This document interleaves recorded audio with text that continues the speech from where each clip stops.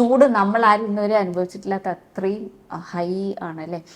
പറയുമ്പോൾ മാർച്ച് ആയിട്ടേ ഉള്ളൂ, ഇനി ഏപ്രിൽ മെയ് ഒക്കെ വേനൽക്കാലം കിടക്കുന്നതേ ഉള്ളൂ.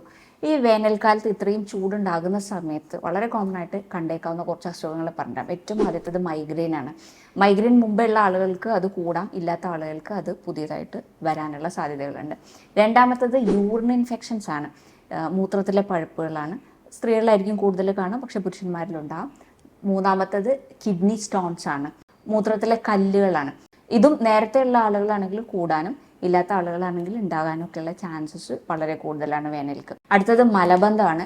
ഗർഭിണികളായിട്ടുള്ള സ്ത്രീകളിൽ, പ്രായമായിട്ടുള്ള ആളുകളിലൊക്കെ വളരെ കൂടുതലായിട്ട് ഈ വേനൽക്കാലത്ത് മലബന്ധത്തിൻ്റെ പ്രോബ്ലം കണ്ടുവരുന്നുണ്ട്. മലബന്ധം ഉണ്ടാകുമ്പോൾ സ്വാഭാവികമായിട്ടും പൈൽസ്, ഫിഷർ പോലുള്ള ബുദ്ധിമുട്ടുകളും അതുമായിട്ട് അസോസിയേറ്റ് ചെയ്ത് വരാം. ഈ 4 പ്രശ്നങ്ങളും വരാതിരിക്കാനും വന്നു കഴിഞ്ഞാൽ മാറാനും ശ്രദ്ധിക്കേണ്ട ഒരൊറ്റ സൊല്യൂഷൻ ഉണ്ട്.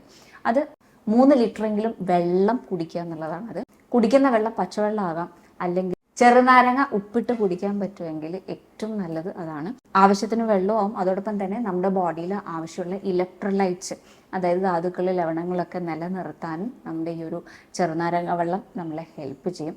അപ്പോൾ ഡീഹൈഡ്രേഷനിലേക്ക് പോവാതിരിക്കാനായിട്ട്, ഡീഹൈഡ്രേഷനാണ് ഞാൻ ഈ പറഞ്ഞ 4 അസുഖങ്ങളുടെയും കോമൺ ആയിട്ടുള്ള റീസൺ. അപ്പോൾ അതെല്ലാം പ്രിവെൻറ്റ് ചെയ്യാനായിട്ട് ഇത് നിങ്ങളെ ഹെൽപ്പ് ചെയ്യും. മൂത്രപ്പഴുപ്പൊക്കെ ഉണ്ടാകുന്ന ആളുകളാണെങ്കിൽ, മൂത്രക്കല്ലുള്ള ആളുകളാണെങ്കിൽ കൂവപ്പൊടിയുടെ വെള്ളവും ഡെയിലി കുടിക്കുന്നത് നന്നാവും, ബാർലിയുടെ വെള്ളവും കുടിക്കുന്നത് നല്ലതാണ്. സംശയങ്ങൾ കമൻറ്റ് ചെയ്യുക. Follow for more. ബൈ.